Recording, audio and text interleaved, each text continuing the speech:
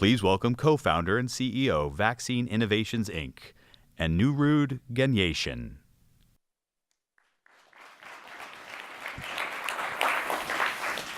CEO and founder, Produce Pay Incorporated, Pablo Borquez Schwarzbeck.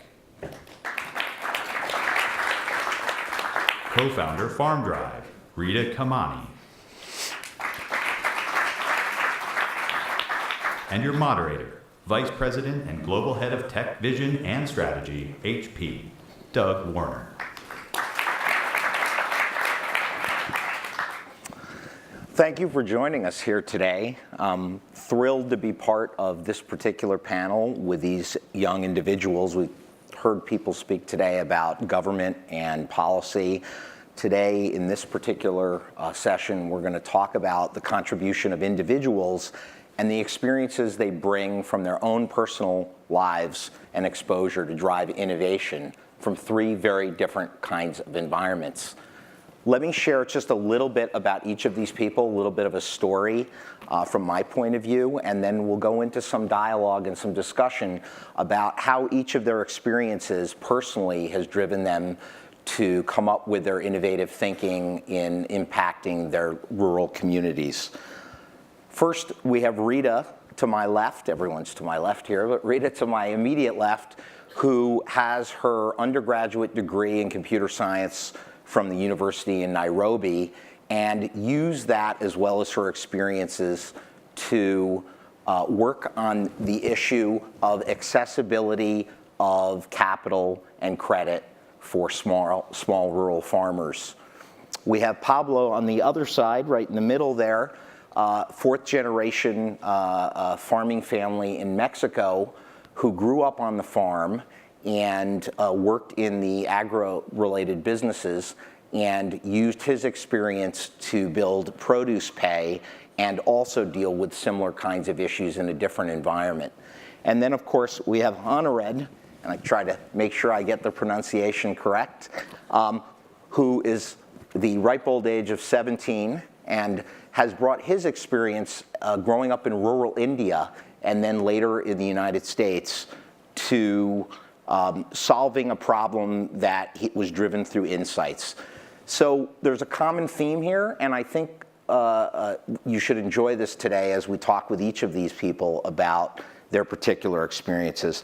I'll start with Rita, co-founder of Farm Drive. And how has the issue of Farm Drive helped create a more level playing field for young rural farmers, and particularly women in sub-Saharan Africa? So just to give a bit of a background about what we do at Farm Drive is we are using alternative data to do credit risk assessment for smallholder farmers and connecting them to lenders.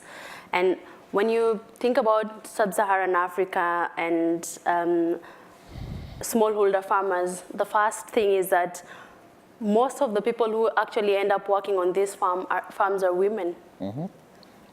And even when you think about the financial systems, the women are the ones who are mostly excluded from getting access to capital.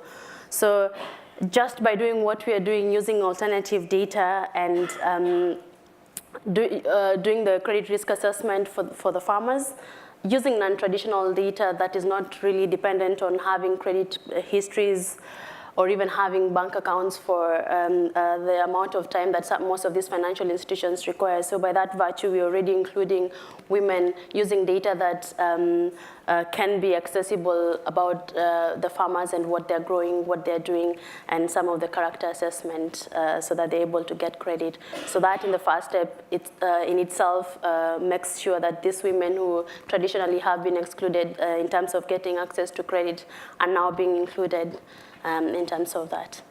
And what about in terms of the issues like access to capital and other resources, which of those do you feel really was the most critical or is the most critical thing that triggered you to bring your background to the problem that you saw around you or that you sensed around you? So the smallholder farmer in sub-Saharan Africa faces quite a number of different challenges that range from access to information, including what Lisa was talking about, even just weather information. But once these farmers have access to this information, and there's a lot of technology that is being built, modern technologies that they can use on their farm, from organic fertilizer, which is a bit more costly than most of the other fertilizer, to just other simple mechanization equipment.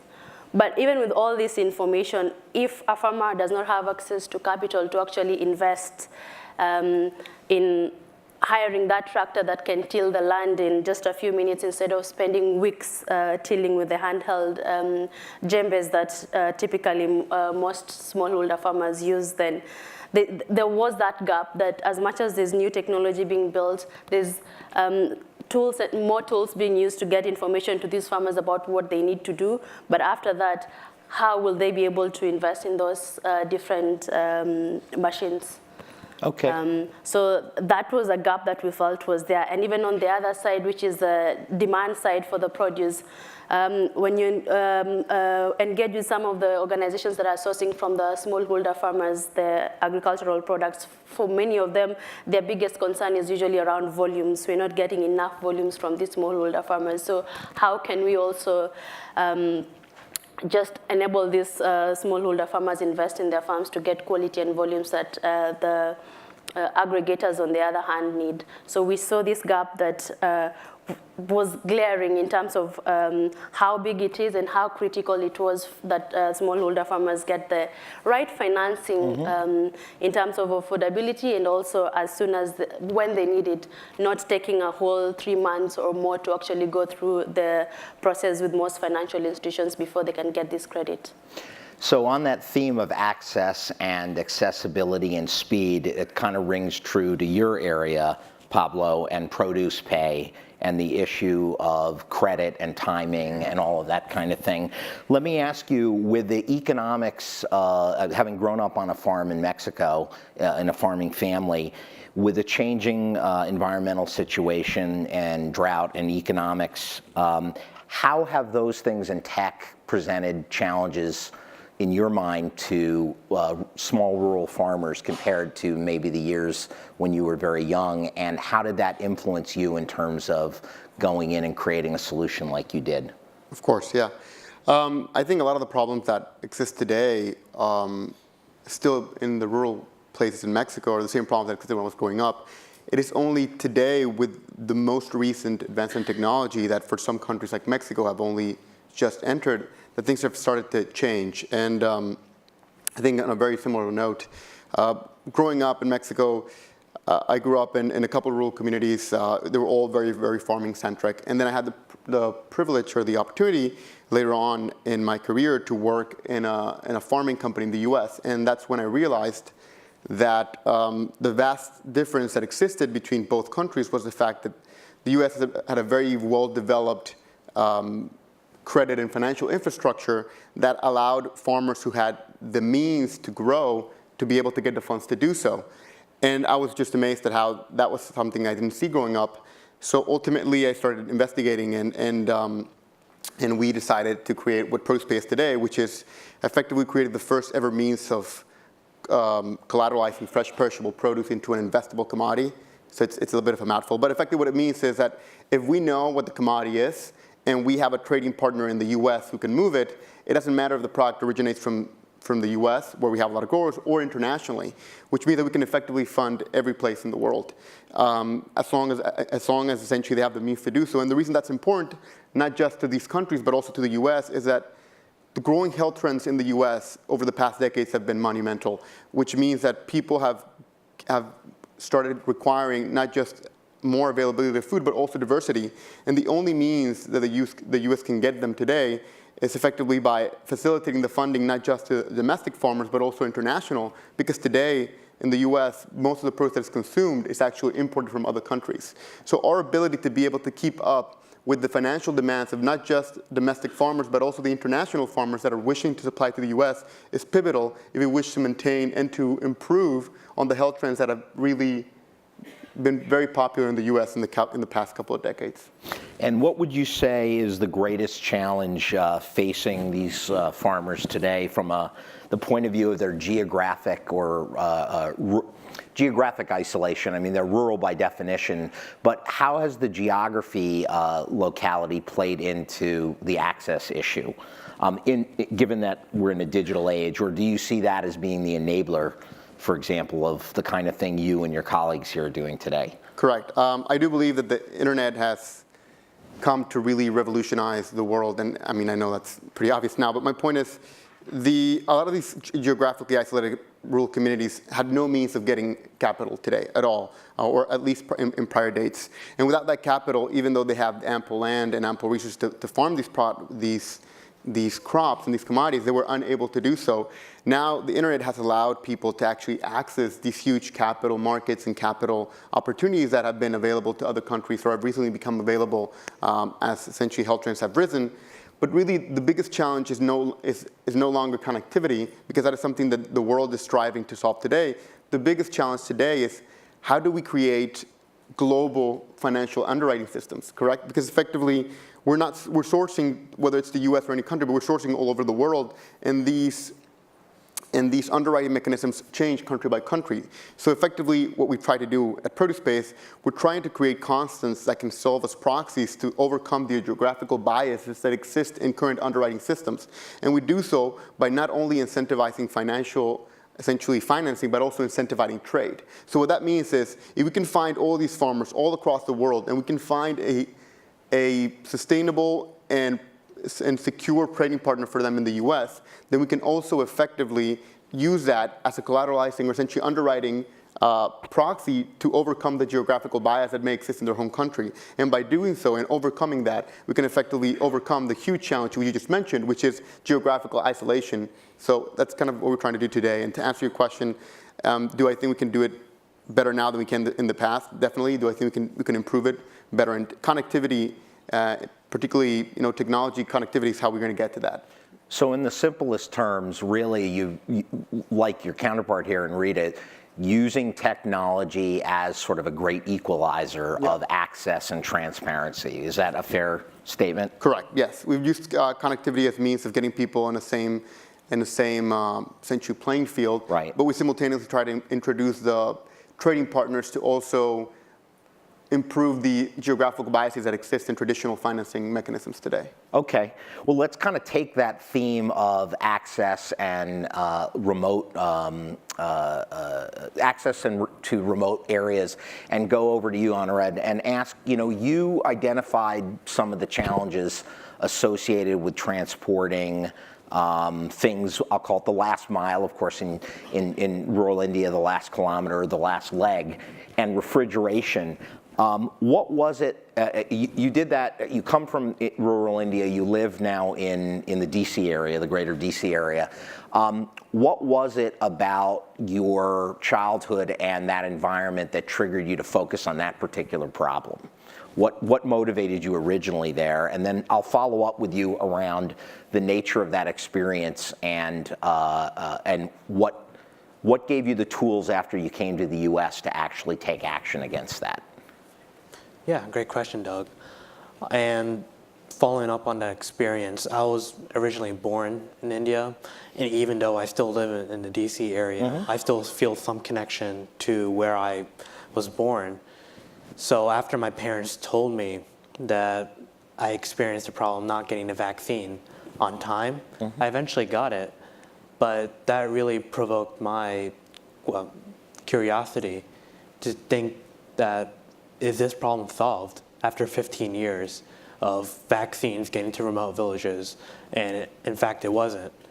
And that's what really sparked my curiosity and drive to identify the need and provide a solution for last leg vaccine transportation. Right, and if you had, let's say, given from your own experiences thus far, if you had grown up in rural America, Appalachia, let's say, or stayed in rural India, do you think you would have had the same ability to access the innovation tools or resources? And I bring that up because one of the things that's common to one degree or another between the three folks on the stage today is they've all experienced sort of the challenges and problems firsthand, intuitively, or gotten the insight, if you will, from these local experiences. But then through university, through education, through access to technology, paired those insights with capabilities, let's say, and the benefits. In your case, and I'm going to go right down the line for each of you, but we'll come back.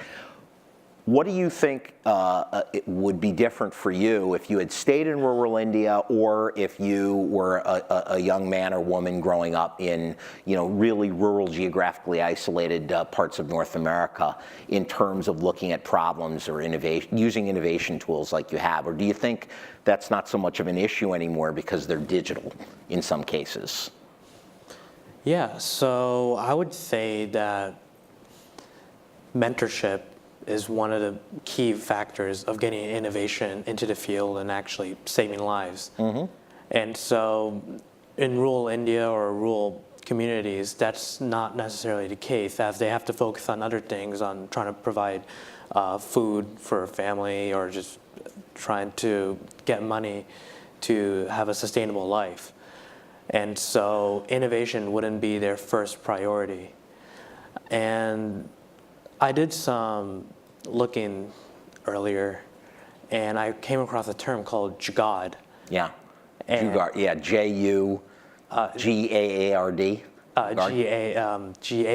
But it's basically frugal innovation, and the technology being used to come up with innovative technologies are definitely primitive and not being used in more developed countries.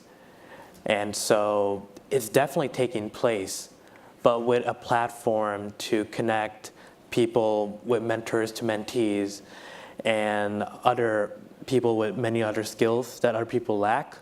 I would say that that will definitely propel innovation in rural communities even further. Mm-hmm. Do either of you want to jump in and comment on that question, just in your own experience?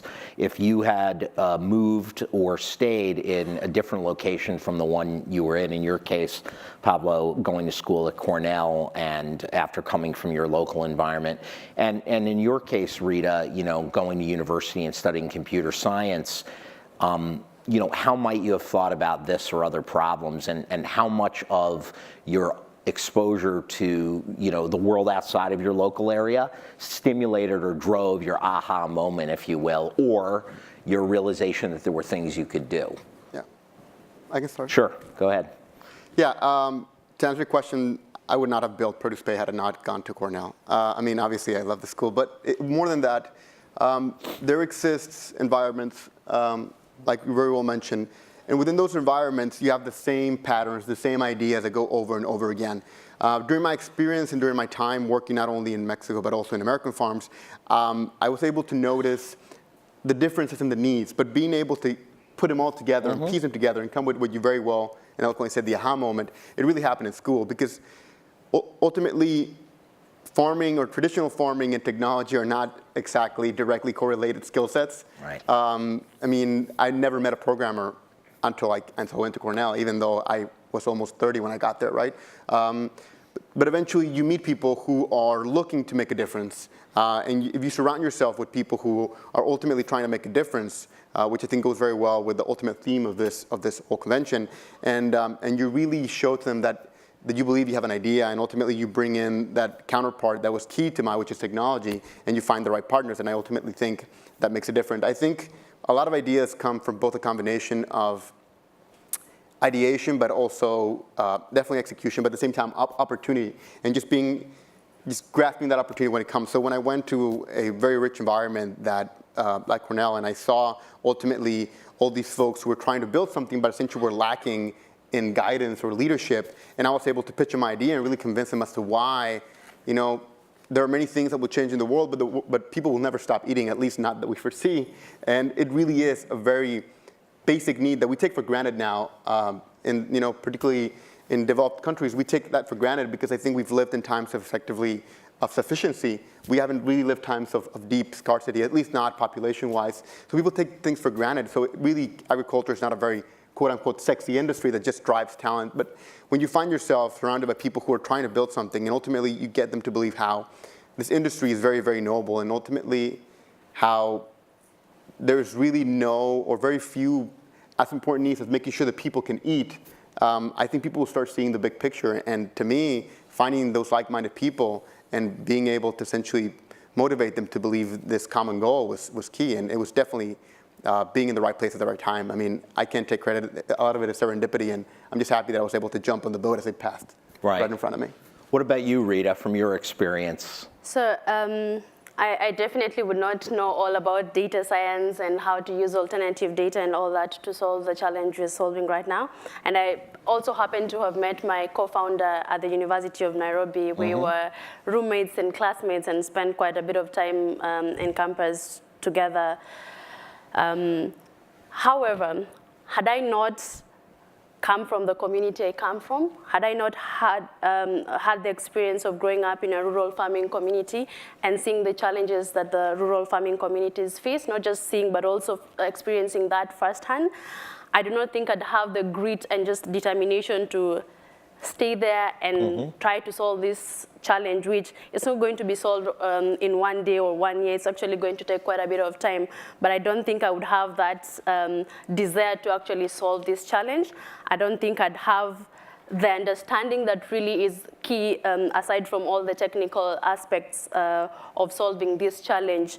So I think I like one of the things that Rusha mentioned, that starting from poverty is not a bad thing, but not having access to get out of that is what's the problem. Because me coming from such a community, and also my co-founder grew up in a rural farming community, so it's such a powerful combination. But it's coming from that you really are determined to make a difference in the lives of your family and many other people across the sub-Saharan Africa and beyond, where there are smallholder farmers facing similar challenges. That it really gives me the energy, the power, the fuel to wake up every day and say that this is a challenge that needs to be solved, and I can play a role in solving it.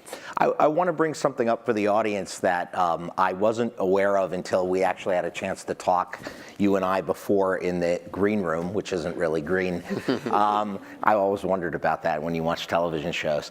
But that was basically that despite the rural nature and of the sub-Saharan population that your solution goes after, and maybe the images in folks in developed countries here in North America or Europe might think about, can you just for a moment, and I'm going to go touch on this with each of you, just for a moment talk a little bit about that question of how the payment works. Because I was pretty fascinated by the fact, and I wasn't thinking this way in her solution, that in doing these advanced methods for credit and for payment, microloans and whatnot, the notion was that they really are using digital money all the way through the equation, AKA, how were the farmers getting the money? And the answer was essentially digitally. And that was kind of like an aha moment for me, because it wasn't just the platform to connect people, it was the platform to actually drive the activities. Can you just say a little more on that? Because that's a common theme I'm seeing across to one degree or another, and versus internet and digital as a communication tool. It's almost like a brand new business process. And if you just comment on that a little bit for how that works for everybody so they can get their heads around it. Okay, sure. So I think one of the privileges of being in sub-Saharan Africa, and it's at this point we're really leapfrogging some of the technologies. We sort of did not get stuck a lot in using cards, but had to innovate for some of these things to work for us. And Kenya is widely known for being at the forefront of mobile money, and particularly M-Pesa, which is the main service that is used. And it's really digital currency that I can receive money on my mobile phone, and it doesn't have to be a smartphone, just a usual feature phone. I can receive and send money and go to the nearby agent, which are just really the shopkeeper next door who has, who is an agent, and you can cash out from them. So for how currently our solution works end to end is that the farmers get onto a platform via an SMS application, and we get information via that app from the farmers, where are they located, what are they doing, but it also acts as the tool where they get to apply for these loans. And once we've shared their loan application details and also the credit risk assessment that we've done with data from the farmers and many other data sources that range from satellite to weather data to soil and markets information, and have a credit profile for that farmer.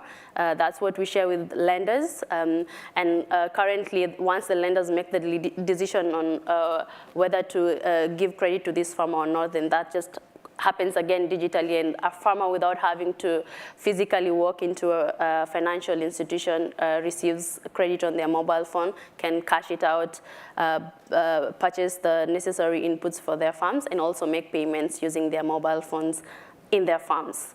So really quite saving the convenience part of it, but also the cost effectiveness of it is quite important, because as you can think about how rural some of these farmers or remote these farmers are, and even the unit economics of actually having to have the brick and mortar branches in some of these communities, it's not economically feasible. So some of these solutions like mobile money really allow the actual last mile access to some of these services. Right. Yeah. Thank you for that. I found that particular sort of last mile issue. You have a last mile issue here with money. You have a last mile issue over there with transport, and you have sort of a last theoretical mile issue with capital access. So it was an interesting aha moment for me. I guess with that, I'll go back over to you, Anurudh. You're going to Wharton, University of Pennsylvania undergraduate shortly. Yeah. And what's next for Volkswagen, your offering, and how do you think technology will evolve to maybe help you with where you go with that? Yeah, so I envision Volkswagen being used in the field by the end of this year. So right now we're working with a nonprofit called AmeriCares to utilize their already existing supply chain so we can tag along and gather data from Volkswagen in the field. And so we're looking also for some funding to finalize the prototype so we could get it out by the end of this year. And I would definitely envision using more technology being integrated into the actual cold chain system, especially for the last leg, so that global nonprofit organizations like UNICEF and the World Health Organization can monitor the individual vaccines inside Volkswagen so that the cold chain won't be broken, so that the vaccines can be.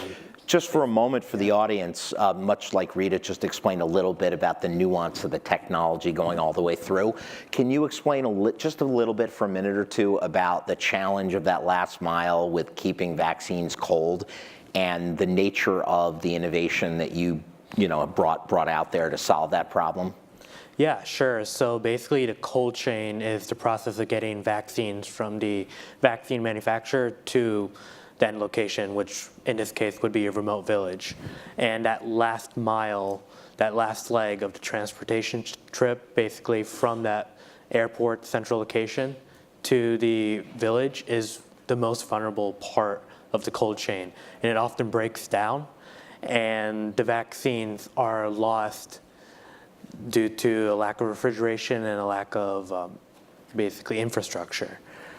And so Volkswagen, what I focus on is that last leg in ensuring that the vaccines are safely brought over to that remote village And so that's basically the problem. And so many of current solutions utilize scarce resources such as ice and electricity. And when you have access to those resources, you wouldn't be using it to refrigerate these vaccines. You would be using it to help your own lifestyle in other ways, such as water to drink and electricity to most likely heat a home or keep a home cold. And so this is the overarching problem. So in your case, given that you're going off to school and what's next for the commercialization of Volkswagen? You talk about how you see it coming out the end of this year. Where are you thinking you're going to, where do you hope to take that and maybe even go beyond what you're currently thinking about today? Yeah, so for the commercialization part, sorry about that. I would envision selling it to these nonprofits so that they could use it in the field, along with some app or infrastructure to monitor each individual product, so that it comes with basically an app and a product, so that these vaccines are kept safe. And outside of the vaccine realm, I hope to disrupt other industries as well, such as coolers. When you go camping, you would have to grab a bag of ice from a convenience store, and that eventually melts down. So instead of having that, you can just hook this trailer to the back of your car, or if you're going hiking, you can just pull it behind you, and that will cool beer or any sandwiches that you have. So basically, that's the next step. Okay. Great. So, the common theme I mentioned before, and I hope it's popped out a little bit, is each of these individuals, like many people who are driving innovation in an open environment, have harnessed their individual experiences locally and personally, along with technology and sort of other innovation sources, MIT, Johns Hopkins, Nairobi, and Cornell in Pablo's case. And the mobile phone is sort of, to one degree or another, at the core of and digital platform for each of you. Any thought from each of you maybe on, we're in such a fast-changing, accelerating technical environment right now. I mean, I do these kinds of things all the time about the trends of the future.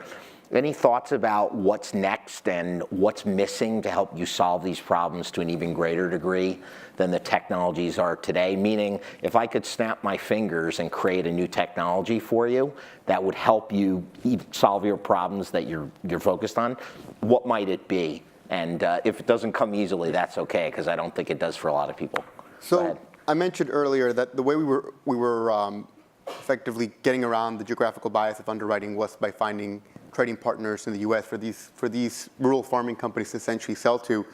However, that now has become a bottleneck, right? Because we've found a replicable, standardized way of funding these growers, and we were able to fund about $160 million of transactions last year. So it's working. Now, the next bottleneck has become, how do we find the right trading partners in a scalable way?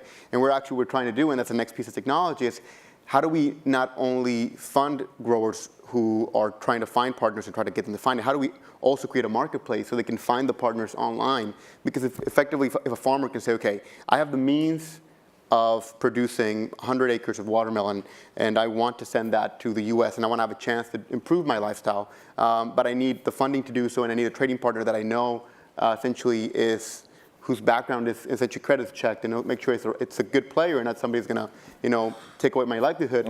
If we can solve both those problems in the same platform, essentially we can create a one-stop shop for the produce industry, and we can effectively create, or we can essentially uninhibit a lot of the limitations that are currently keeping the industry down. So if you ask me, what if you could snap your fingers, I would say a working marketplace for the produce industry where farmers could not just find the capital, which is where we come in, but also the right trading partners through the platform that are verified and effectively backed up by us. And then if we do that, then you're talking about really disrupting the industry from the way it's worked in the past 200 years. Okay. Any thoughts from you, Rita, on sort of the magic bullet technology in the future that might help you take this to a completely different level? So as I mentioned, the farmers get onto a platform via an SMS application. So for us, I wouldn't quite say it's a new technology that is not existing, but it's more around even the technologies that are existing.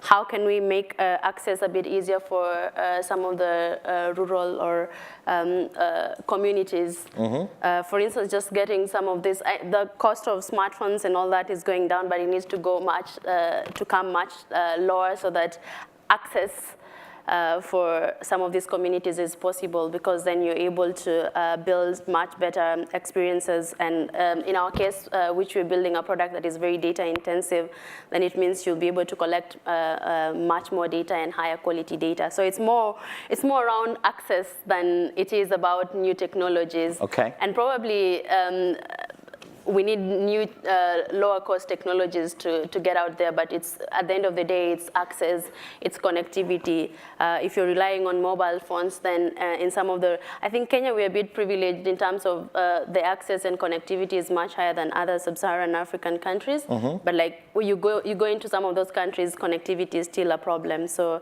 it's more around access than necessarily very new technologies to solve some of the challenges we're solving. Okay. I think common themes here again and again. One final parting thought I'd ask for each of you on this, which would be, you've all sort of begun and or are on journeys as, you know, young contributors to make a difference out there using your experiences and technology in your respective areas. If you got a chance, if this audience were filled with a bunch of children in primary school, 8, 9, 10, 11 years old, and they were asking about how they could, you know, what one lesson could you give them about what inspired you or drove you and what they might want to think about for the future in terms of, you know, bringing together how to solve problems in these communities? Anything particular jump out that you'd share with them? It could be a little brother or sister, or it could be a friend, kind of a takeaway for the audience. Anything? So I'm not too sure if this will be a takeaway from the audience, give it a shot. But also given the different context, I think for me, I'll actually say is that it's my mother who was very passionate about education and saying that you'd rather sleep hungry or just eat something small but have all the textbooks that you needed. So for my mother, education was like the really important thing, and it's because of her that I went through education. She had like a lot of the things I've ended up doing, including studying computer science, had some form of influence from her. As much as she was not as educated as I am today, but she really believed that education was really key. She might not have envisioned that I'll end up being an entrepreneur. She probably saw me as someone who will end up working with big organizations, but all the same, she emphasized on education and the fact that I could explore opportunities, the fact that some of these limitations did not really define how much I would be able to do eventually. Okay, what about you, Pablo? You were eager there. No, it's just, the question resonated with me. You know, growing up, as you mentioned, a fourth-generation farming family, I grew up seeing the same thing that my father did and his father did before him and so forth. And even though I always loved the industry and I loved, you know, everything, but I love the people, I love the fact that it's a very traditional, conventional industry. I was never really good at the farming, actually, as much as I loved it. I was always much more motivated at the whole resource limitation side of it and how those bottlenecks kept people from growing. And eventually, I was able, again, serendipitously, but also by looking at it, pushing myself, I was able to find a very different spin that allowed me to use the part that impassionated me in an industry that I grew up all my life. So the only thing that I would say, you know, to my 7 or 8-year-old self would be, don't be afraid to challenge the status quo.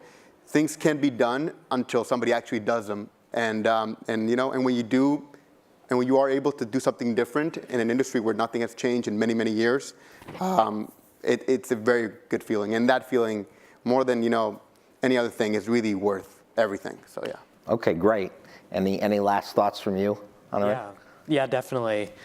I mean, growing up, I always see big leaders and everybody disrupting industries, and especially coming from a 17-year-old kid, like a lot of ideas might not go unnoticed initially. So I definitely had to work harder to really get that idea out into the ether and to get noticed.